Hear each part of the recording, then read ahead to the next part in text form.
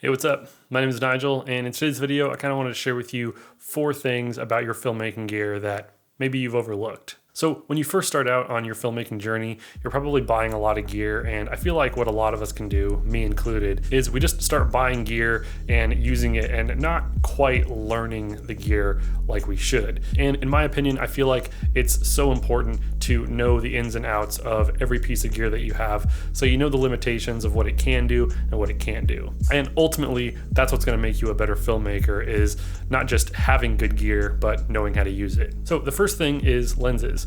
Now, depending on what kind of camera you shoot on, you might be using a lens kind of like this. This is the Panasonic 25mm lens. Great lens, but one of the drawbacks of having a lens like this is that it has a non-linear focusing system. And what that means is this is an autofocusing lens, but when you go into manual focus, it's not gonna be a consistent and repeatable focus pull. So when you're trying to pull focus from one subject to another, you might have it down in practice, but then when you go to actually record, the rotation that you did and nailed focus in practice isn't gonna be the same when you go to record because it's non-linear. So it's kind of sending an electronic signal to the camera, and that's what's actually changing the focus. So these are less desirable for a lot of filmmakers, especially ones that like to do manual focus, because you can't do consistent, smooth focus pulls with them. Now, there are a lot of modern lenses that have linear focusing systems, but if you want a cheap option, again, vintage lenses are a great way to go because they're super cheap and they were only designed to be manual focus. So they have really nice, smooth focus rings. And again, you're going to be able to do nice, repeatable focus pulls because these lenses were designed to be manual focused. There are some newer cameras like the Panasonic S5, where with this 12 to 60 lens, you can actually choose between linear and non-linear focusing. So this lens can do linear focusing, but it's still just not quite as good as a manual lens. So that's not to say that these lenses are bad. And if you use them like I do, where I don't really do rack focuses with a lens like this, I just set a single focus point and leave it there, then a lens like this is perfectly fine. But if you're doing shots that require some focus pulling, you might want to look into a different lens. And I would suggest looking up the lens that you have and seeing if it's a linear or non-linear focusing system. So number 2 is using filters. I've done a few videos about using variable and defilters when filming outside, which is going to help you set your exposure properly when you're trying to shoot with a wide open lens. But there's also another type of filter, which is a diffusion filter, which a lot of people use to get that cinematic type of shot, but I think that they can actually be used to help smoothen out skin tones as well. So right now I'm shooting with a 1/8 black Pro Mist filter, and I use it not only to bloom the highlights a little bit, which it does, but this just gives a very subtle look to my image. And I am shooting with a GH3, which is an 8-bit camera, and the highlight roll-off isn't great on this camera. That's why I use a 1/8 black Pro Mist, just to help the highlights smoothen out a little bit on my skin. I would definitely recommend a low intensity diffusion filter like this if you're doing a lot of interviews and you want to make your subject's skin look a lot nicer. Diffusion filters like this can help smoothen out the skin and just take that harsh digital edge off of your camera, especially if you have a really high resolution camera with a really sharp lens. Sometimes that can show a little bit more of the imperfections on our skin than we'd like.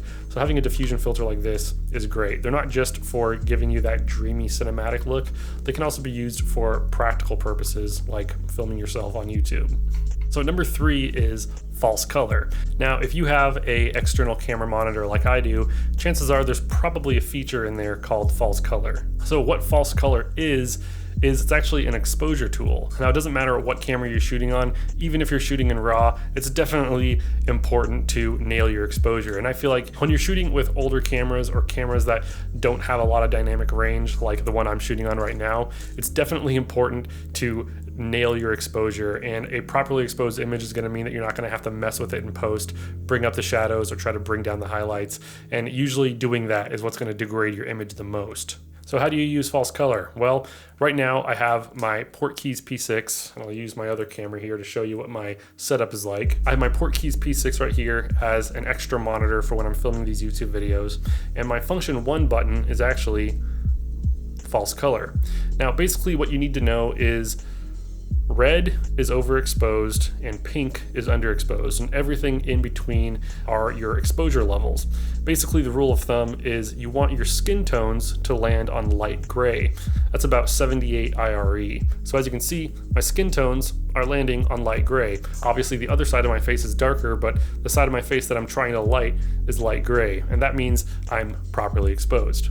Sometimes I feel like the false color feature on monitors can sometimes be overlooked, but that is one feature that I would definitely say don't sleep on. So if you have an external monitor that has false color, I would definitely say utilize it. It'll just take a lot of the frustration away from color grading and adjusting exposure in post. So last but not least is a different use for these little guys. Now I've been getting a couple questions on these from my last videos that I've done, and these are the little Synco G1 wireless system. And what I've been doing with this wireless system is instead of using a lav mic and clipping it onto my belt, I've actually been using it in a different configuration. So this is the little rig that I've made. I have this little tiny handle with this little Ulanzi cube that has 3 cold shoes on it, and I can just clip the Synco G1 right into it and use it kind of like this as like a reporter type of microphone. Now, depending on what kind of YouTube channel you have or what kind of video you're making, this might not be the most practical thing to have the mic in the shot, but since I'm a filmmaking channel, I don't mind having some gear in my shot. I mean, I got a microphone right here and tripods and lights in the background, so this is actually a really convenient way for me to get good sounding audio, because the closer your mic is to the audio source, the better audio you're gonna have. And so just doing this instead of having a lapel mic on me and hearing all of like that weird ruffling sound, this is a much better way. So you've heard it before, but let's go on a little adventure and I'll show you how these sound. Well, it's been a little while since I've been up here. But yeah, like I said, this is one of my favorite ways to use a wireless kit like this, because I don't have to have a lav mic clipped onto me. And again, you would hear a lot of ruffling sounds from my clothes. And it just, I think, gives me a little bit better audio, because you're not typically used to hearing audio from the bottom of somebody. It's usually like right here, like where the mouth is. So this just gives a little bit of nicer audio, in my opinion. Taking the S5 out this time. It's a bit heavier, but at least it has in-body image stabilization, right?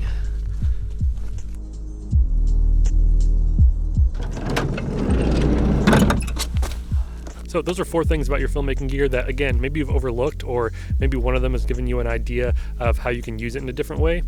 Anyways, thank you so much for stopping by. If you like this video, it'd be really cool if you hit the like button and click on either side of me if you'd like to check out more of my content.